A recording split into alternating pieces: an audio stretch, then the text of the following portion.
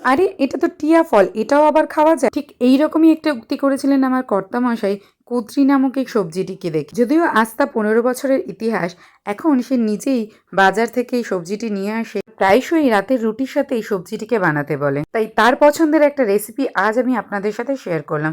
খুব সহজে এবং চটজলদি বানানো যায় কুদ্রি পেঁয়াজ আলুর এই ভাজি। লম্বা লম্বা করে কুদ্রি আলুকে কেটে নিতে হবে। তারপর একটা কড়াইতে তেল গরম করে একটা শুকনো লঙ্কা আর একটু জিরে ফোড়ন দিয়ে কুদ্রিটা দিয়ে নাড়াচাড়া করে তারপর দিয়ে দিতে হবে আলু। পরিমাণ মতো নুন আর হলুদ দিয়ে একটু নাড়াচাড়া করে নিয়ে তারপর দিয়ে দিতে হবে পেঁয়াজ। পেঁয়াজের পরিমাণটা একটু বেশি হলে ভালোই হয়। দিয়ে এটাকে ঢেকে ঢেকে ভাজতে হবে। পেঁয়াজ আলু আর কুদ্রি একটু ভাজা ভাজা হয়ে গেলে তারপর তার মধ্যে দিয়ে দিতে হবে একটা গোটা টমেটো। একটু নাড়াচাড়া করে আবারও একবার ঢেকে দিতে হবে। তারপর অপেক্ষা করতে হবে আলু কুদ্রি এবং পেঁয়াজ মজে আসা পর্যন্ত। তারপর দিয়ে দিতে হবে একটা সিক্রেট মশলা। এটা হচ্ছে ম্যাগির মশলা, চাইলে আপনারা ম্যাগি ম্যাজিক মশলাও দিতে পারেন। মশলা দিয়ে কয়েক সেকেন্ড নাড়াচাড়া করে নিলেই তৈরি হয়ে যাবে আজকের কুদ্রি আলু টমেটো পেঁয়াজের ভাজি।